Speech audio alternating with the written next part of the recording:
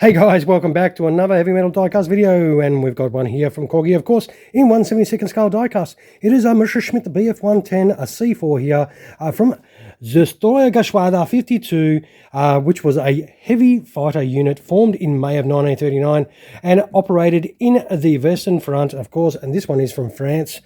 During the late 1940, ZG-52 would suffer very heavily during the Battle of Britain, which this particular aircraft is from.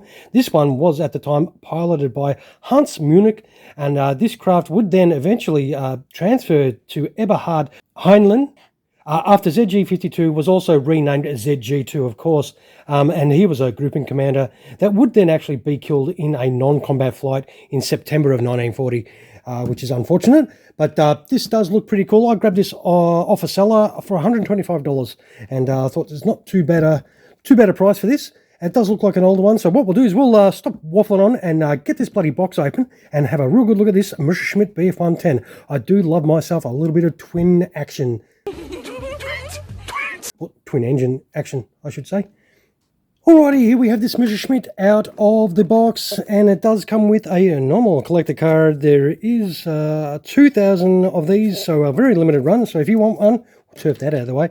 You are only one of 2,000 people in the world to grab one. We'll get that lid open and get this Messerschmitt out. Now, to be honest, I did pre-pop this a little bit because I went to grab it out on video, and the goddamn thing would not come out. It was like the gods were holding it and stopping me from pulling this aircraft out of the box to show you. And it was too early to start day drinking, so I did pre-pop this so I can actually grab this out nicely without, doing my head in. Oh, look, I like to be honest with my viewers. So, and of course, there is some landing gear options there, of course, and of course this stand. And we'll move this big black box out of the way and move that right away so we can check out this Messerschmitt. And this does look like a beauty. This one does look... I like a Messerschmitt 110. I do like this configuration a lot. And this one looks really neat. I've got to be careful. There's a little aerial, a little loop antenna underneath there. And we will have a look at some details. That is a really nice satin finish on there. Beautiful. Those lines are absolutely magic. Yep, like it. Very nice. There is a couple of little pilot figures in there, as you can see. Well, if I can stop the light from shining and reflecting off that canopy. It's got little gun details, which is absolutely awesome. The propellers do spin beautifully. The mottling effect on this paint is very nice. Watch out for those little antennas there. It does have a period correct marking on that back tail, which is fantastic. And this one is absolutely gorgeous. I love it. This is a beautiful Messerschmitt 110. This looks absolutely awesome.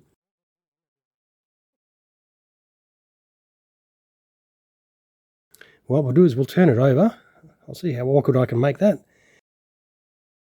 And there we have it. It is already out of the box, pretty much set up for in-flight. So if you want to display this in flight, you just pull this out of the box and just whack it on the stand. Bang, done. And you are checking it out in flight. That is beautiful. This does look awesome. Definitely does look awesome. But this is not how I display mine. I like to check mine out gear down, of course. So what we'll do is we'll chuck this in gear down and come right back and have a bit of a look at it.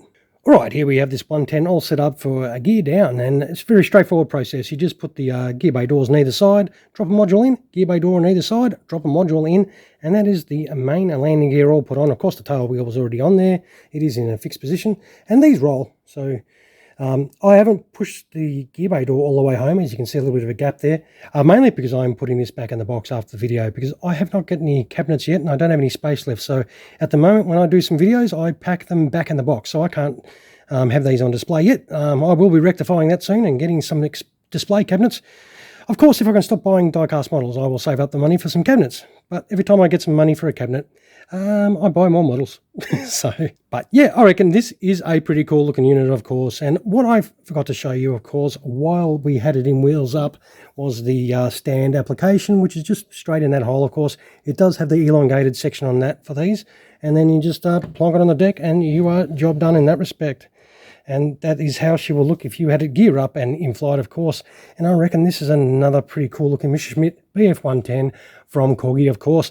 If you like this as much as me, hey, throw us some of these if you can find that button on the screen, of course. And if you are yet to subscribe to the channel and want to see more stuff like that, feel free to subscribe to the channel, of course. And, you know, sausage finger test, 110, we know how big they are. They're a pretty reasonable sized aircraft. And I reckon it's a fantastic rendition, of course, from ZG52.